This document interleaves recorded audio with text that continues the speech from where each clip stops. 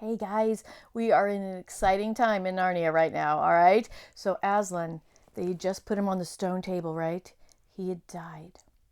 And do you remember he was all tied up and the little mice came and they unwrapped him, so he was just laying on the table dead, and the girls were so distraught.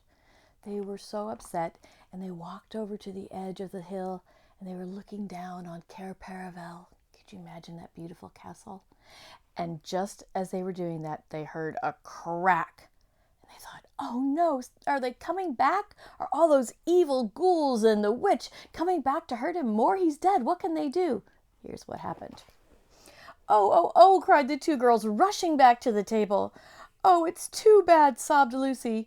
They might have left the body alone. They thought, he's dead, just leave his body alone, right? But who's done it? Cried Susan. What does it mean? Is it more magic? So the table was there. The cracked table, but no Aslan. Yes, said a great voice. What? Wait, let me say that again. Yes, said a great voice from behind their backs. It is more magic. They looked around. There. Okay, are you ready? Picture this. This is such a good moment. Picture this. There, shining in the sunrise, larger than they had seen him before, shaking his mane, for it had already grown back, stood Aslan himself. All right, now wait, we just went through this whole thing where he died on the stone table, and then crack, the stone table broke, and he's not there. Where is he gone? And he said, yes, it was magic, and I am back. And his mane, remember, he was shaved off? It was more golden and beautiful than ever. Oh, I love this part. Oh, Aslan, cried both the children, staring up at him, almost as much frightened as they were glad. They were a little confused, weren't they? Aren't you dead then, dear Aslan? Said Lucy. Not now, said Aslan. You're not a, asked Susan in a shaky voice. She couldn't bring herself to say the word ghost. So he's like, you were dead. Are you a ghost now? Aslan stooped his golden head and licked her forehead. The warmth of his breath and the rich sort of smell that seemed to hang in the air of his hair came all over her. Do I look dead? He said. Oh, you're real. You're real. Oh, Aslan, cried Lucy. And both girls flung themselves upon him and covered him with kisses. But what does it all mean? Asked Susan, when they were somewhat calmer. It means, said Aslan, that though the witch knew the deep magic, there is still a deeper magic, which she did not know. Ha! Her knowledge goes back only to the dawn of time. But if she could have looked a little further back into the stillness and the darkness before time dawned, she would have read there a very different incantation. She would have known that when a willing victim who has committed no treachery was killed in a traitor's stead, the table would crack and death itself would start working backward. Oh my goodness, death started working backward. And now, oh yes, now, said Lucy, jumping up and clapping her hands. So here she goes, she's like, oh yeah, yeah, yeah, yeah. Kind of reminds me, Lucy reminds me of me sometimes. That's what I'd be doing too. Oh, children, said the lion, I feel my strength coming back to me. Oh, children, catch me if you can. He stood for a second, his eyes very bright, his limbs quivering, lashing himself with his tail. Whoosh, whoosh, whoosh. Then he made a leap high over their heads and landed on the other side of the table. Oh, my goodness, he's so mighty, he's so strong, stronger than ever. Laughing, though she didn't even know why, Lucy scrambled over to reach him. Aslan leaped again. A mad chase began. So here's Aslan just jumping and the girls are chasing him and jumping. It's kind of like your dad in the backyard sometimes, but even bigger and mightier. Oh my goodness, so fun. Round and round the hilltop he led them, now hopelessly out of their reach, now letting them almost catch his tail, now diving between them, now tossing them in the air with his huge, beautiful velveted paws, and catching them again, and now stopping unexpectedly, so that all three of them rolled over together in happy laughing heap of fur and arms and legs. Have you ever done that with your sisters and brothers and dad and mom, just like rolling in the grass, just laughing so hard? Oh, this was a joyous moment, joyful moment. It was such a romp as no one has ever had except in Narnia. And whether it was more like playing with a thunderstorm or playing with a kitten, Lucy could never make up her mind. Oh my goodness, that's funny. Was it so mighty like a thunderstorm? Or was it just like a little kitten? It was somewhere in between, but it sure was fun. And the funny thing was that when all three finally lay together panting in the sun, the girls no longer felt in the least tired or hungry or thirsty. They were just happy.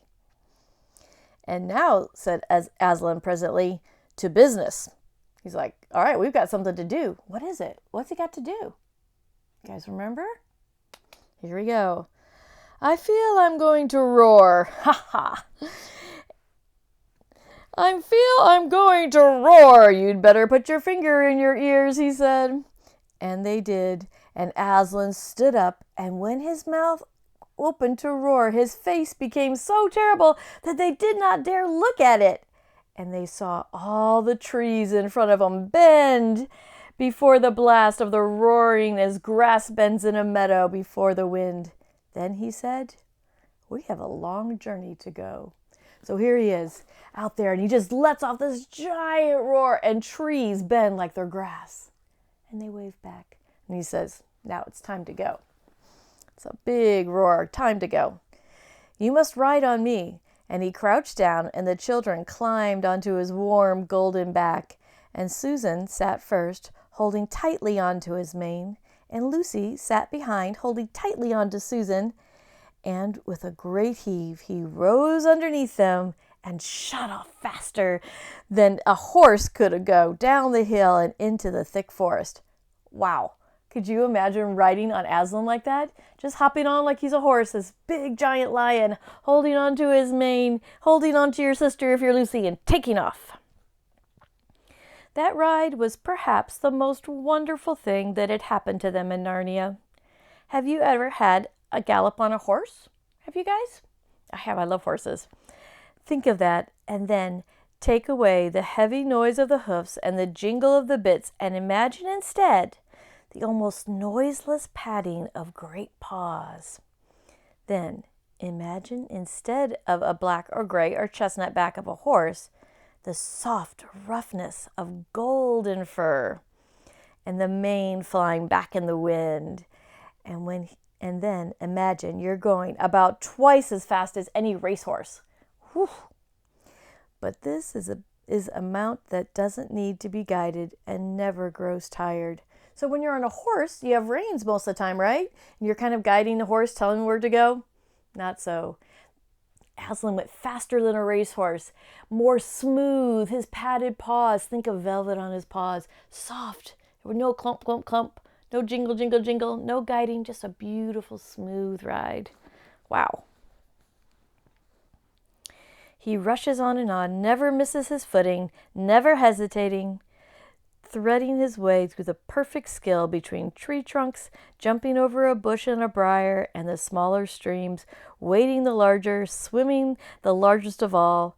And you are riding not on a road, nor in a park, nor even on the soft downs of the grass, but right across Narnia in spring, down solemn avenues of beech and across sunny glades of oak, through wild orchards of snow-white cherry trees, past roaring waterfalls and mossy rocks and echoing caverns, up windy slopes alight with gorse bushes, and across the shoulders of the heatherly mountains, and along giddy ridges, and down, down, down, down, down again into the wild valleys, and out into the acres of blue flowers.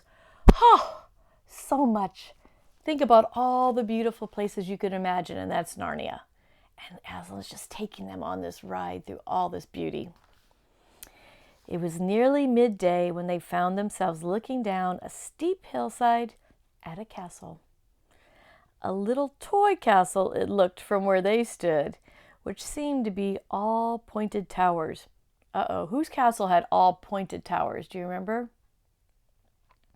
But the lion was rushing down at such a speed that it grew larger every moment. So the castle got bigger and bigger as they got closer. And before they had time even to ask themselves what it was, they were already on a level with it. So they'd already gotten right there before it. And now it no longer looked like a toy castle, but rose frowning in front of them. No face looked over the battlements and the gates, and they were fast shut. And Aslan, not at all slacking his pace, rushed straight as a bullet toward it. So wait, there's gates, and he ran straight as a bullet toward it. Oh my goodness. "The witch is home," he cried. "Now, children, hold tight." Uh-oh. Next moment, the whole world seemed to turn upside down, and the children felt as if they had left their insides behind them, for the lion had gathered himself together for a greater leap than any he had yet made, and jumped, or you may call it flying rather than jumping, right over the castle wall. The two girls, breathless but unhurt, found themselves tumbling off his back into the middle of a wide stone courtyard full of statues. So here he went, and they were like flying over the gate right into the witch's castle, and they ended there with all the statues. And that's where we will end. Whoa, what a wild ride, huh? I hope you guys will go back and read that chapter again. So much beauty, so much power. When Aslan came back to life, so much power and so much strength. We're going to talk more about that chapter in a couple of days, but wow, a beautiful chapter. Have a great day, guys, and I'll see you for chapter 16 starting tomorrow.